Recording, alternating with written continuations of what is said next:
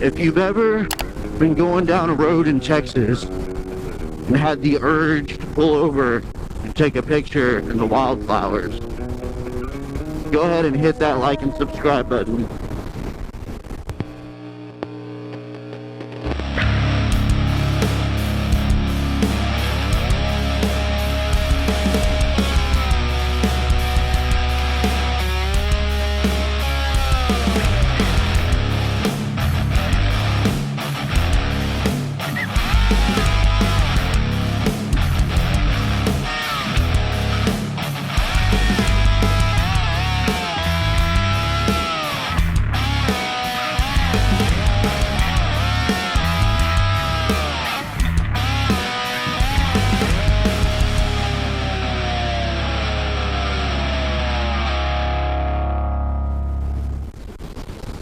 What's up, y'all?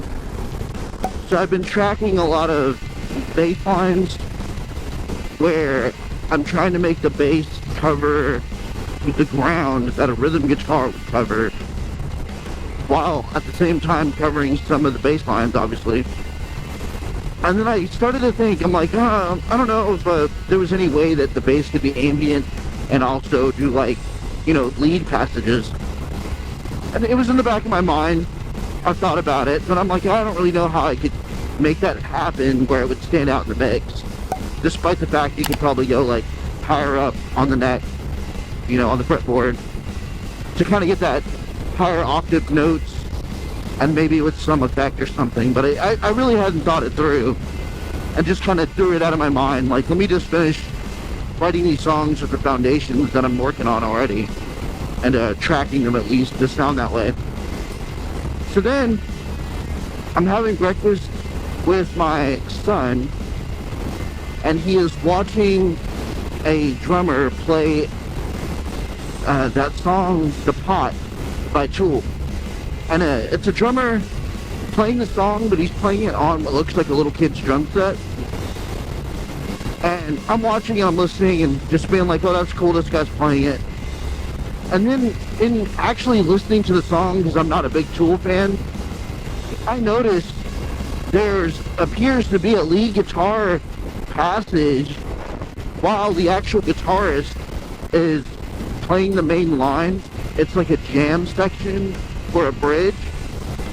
And I was like, I'm not familiar with this song, but I don't remember there being like a lead guitar line, like a passage going through. I just don't remember this. Like, and I know that they only have one guitarist, one bassist, the singer and the drummer. So I'm like, well, how did they get a second guitar line in there? And here I was, like, thinking in my head, like, listening to it, thinking in my head, oh, that tone kind of sounds like when you're on a Les Paul and you roll off your tone, or you flip onto your neck pickup from your rhythm pickup, so you go to your lead instead of the bridge, so it's less bright. But also when it's less bright with like some low gain, like there's a lot of blues guys and like rock guys that'll do their lead passages to fatten them up. They'll do that with the Les Paul. So I was thinking, well, maybe that's what he did, because I know that the guitarist Adam, I know that he plays those Silverburst Les Pauls, and that he'll, you know, it makes sense, he would probably switch to another pickup or a different tone for different passages. So in my mind I was just thinking that, but I was like, well, then how is the guitar still making the main line in the background during that musical passage? I was like, unless he's using a looper, and then I'm not listening to it on headphones, it's just playing on a laptop. So I'm just like, I think I hear the bass, but I'm not sure. So if the bass is still going and the guitarist loops his main guitar line that goes into a lead passage, okay, that could kind of make sense. Like, I could kind of see that. But then out of curiosity, as soon as the video was done, I went on YouTube, found another video, and it was them playing the song live. And I was like watching the live video just to see how they actually do it. And I noticed that the bassist from Tool actually plays the lead line live. So it was not a guitar, it was the bass. And then, like, now, don't jump my butt, I'm not a Tool guy, I'm not one of the people that was, like, That was what I thought was heavy music back in the day. I was very much into hardcore music. I was in a whole different world. Like Tool and the mainstream rock radio stuff just kind of didn't intersect with anything in my ears. So I'm listening to the song and I'm like, oh, okay, so live the bassist is playing the lead part and he uses a little bit of a delay. It sounded like on the recording he used something like a fixed wah or a wah sound with a little bit of delay. And I'm like, I think I could probably do that. A little bit of delay, roll off the tone to where the higher end of the tone on the delay part alone on the repeats is not there, so it's kind of a ghost of it every time as it fades. So probably something like a bucket delay probably, or a tape delay with some degradation, some saturation mixed in. I can see that working, and now it's kind of making me rethink some of the bass lines and the bass tracks I've been doing, making me wonder if I can get them done in this way.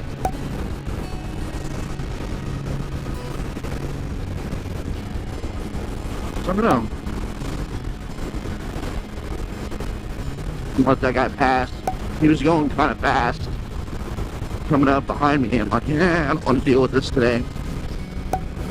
I need to think more, and I need to listen to more bass lines from bands where the bassist kind of takes up some of the guitar territory in the mix, and maybe even does some of the guitar lines just on the bass.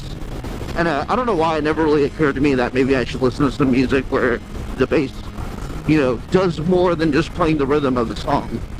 And that might help me understand, how to fill the mix a little bit better. And sometimes you just get so far into what you're doing that it's hard to take that step back and look at it from the outside. And if I hadn't just sat down with my son to watch this drummer do a playthrough of that song, I wouldn't have been able to do that. Just my ears just naturally listening to the song and going, oh, I noticed this right here. Sounds like two guitars. How are they doing that with one guitarist? And I know that a lot of bands like Queen and I'm trying to think. I know Queen specifically, and there's another band I had for a second in my head and it went away. But they would overdub. So like Brian May would record his parts and then do the solos and the lead stuff kind of over them, so it was layered guitars in. When you think of those lead guitar lines where it's like dun, dun, dun, dun, dun, dun, dun, dun, dun, dun, all that kind of stuff, that's actually just layered. He played one guitar on one track by itself, and then he did it again on another track by itself. And like, I'm familiar with doing that, but like, then how would you actually do that live? Like, well, live, I know he can play it, but it's not going to have that same impact of that stereo, like the left guitar doing the lead run, and then the right guitar almost call response answering the lead run. It doesn't really have that effect. Sounds cool. You can use stereo reverbs to kind of almost get there, except it won't cut off. It'll do more of a ping pong or a slight ghost decay if there's a slight millisecond difference in between the two. It'll normally do that. It doesn't really do the same thing as like having a dedicated left guitar and a dedicated right guitar playing the call response itself. And those are things that I've thought about too. Those are more things you can do on the mixing side that make it more interesting.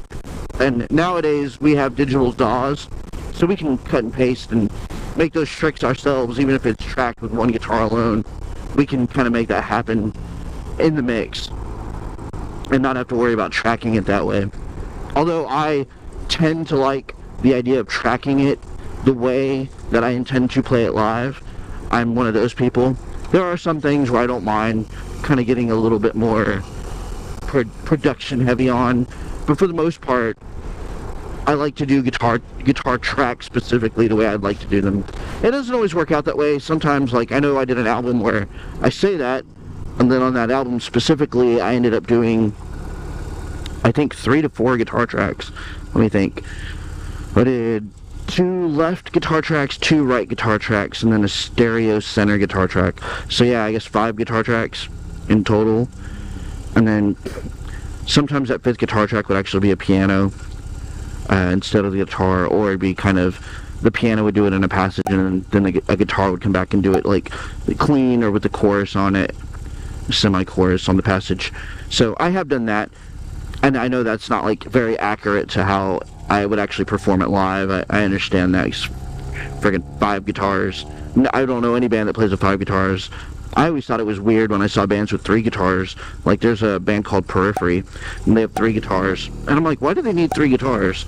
Like, 3 guitars playing the same riff at certain parts.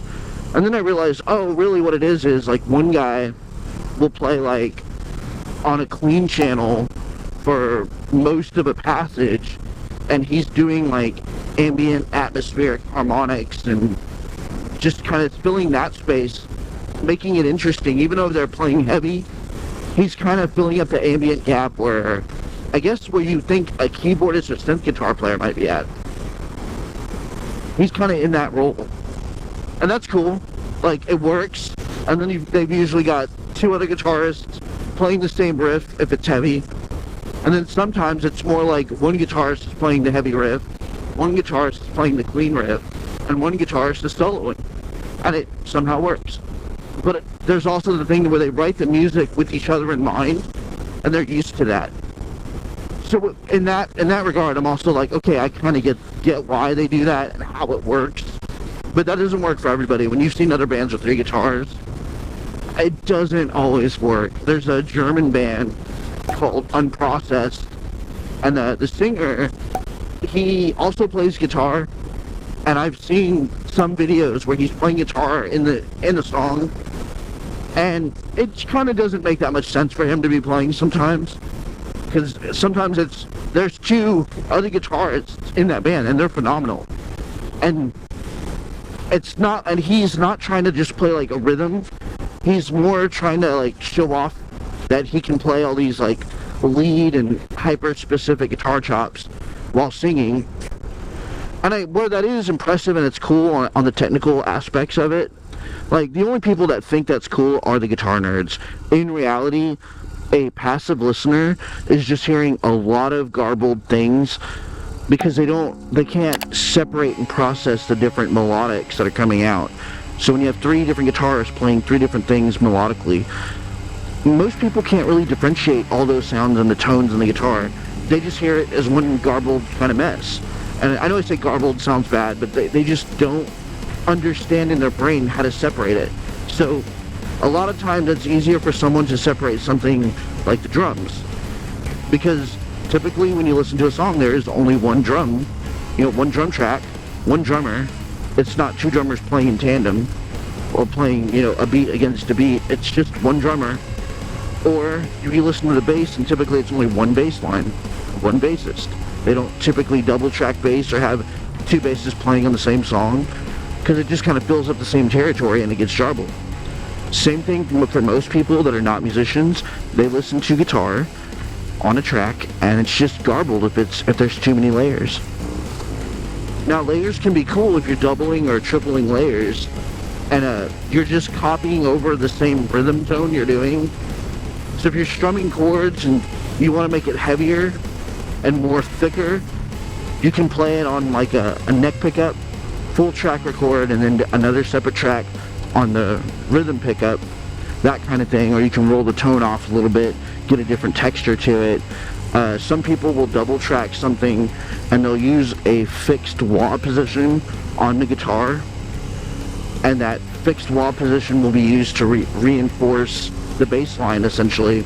But if the bass is kind of doing exactly what the guitar is doing, it just kind of fills in that mid, I would say high mid, low mid area of the bass of the guitar, like where they kind of cross over. It fills that gap really well, and it covers in the same territory. And if they're using a guitar amp, it'll actually do the same thing that running distortion or like a rat pedal on a bass would do. It does almost the exact same thing.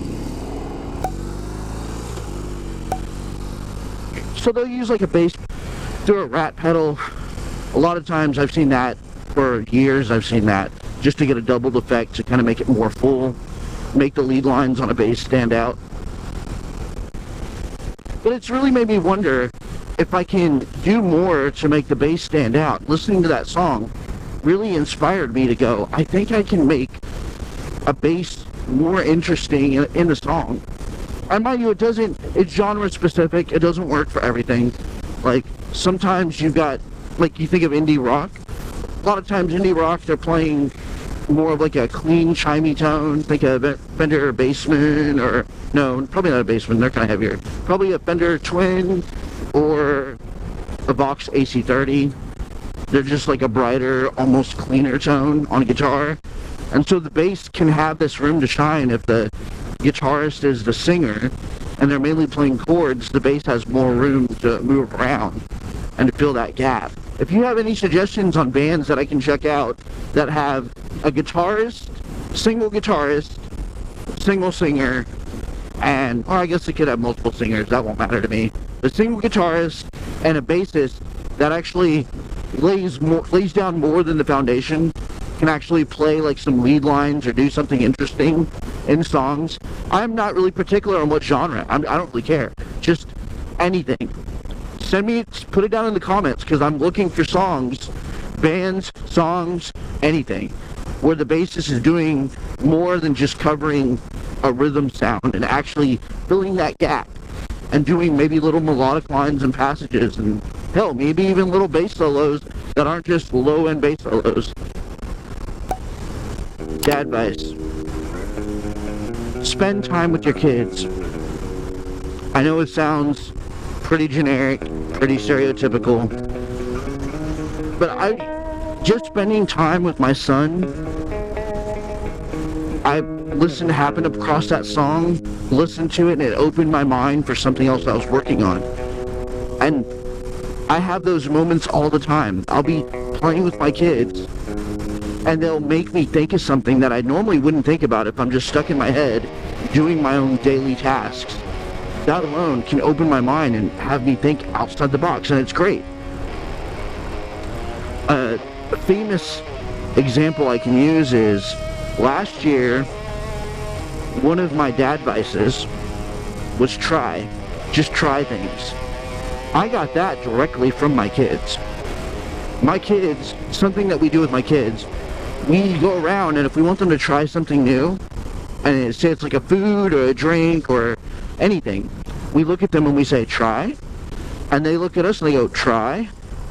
And now it's to the point where my kids know if they want to try anything that I have, if I have like a drink I'm drinking, or I'm eating something and they want a bit of it, all they have to do is come up and ask me, try, and I'll let them try it.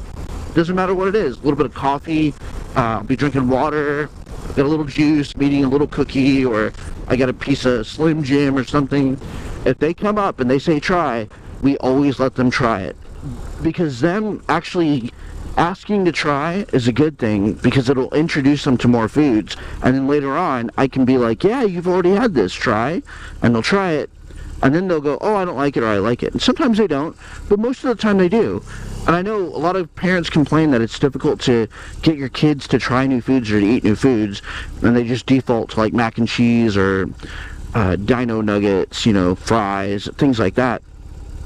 But my kids eat a pretty healthy amount of everything, and it's because we've really focused on the word try. So when I needed a dad advice that was relevant to, I don't remember what that episode was, but so in that episode, when I used the dad advice try, that came from my kids directly.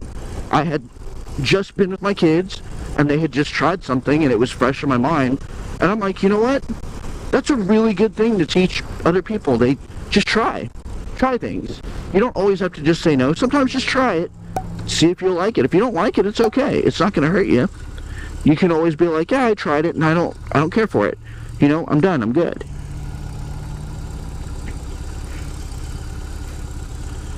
So spend time with your kids. They grow up fast. A little too fast.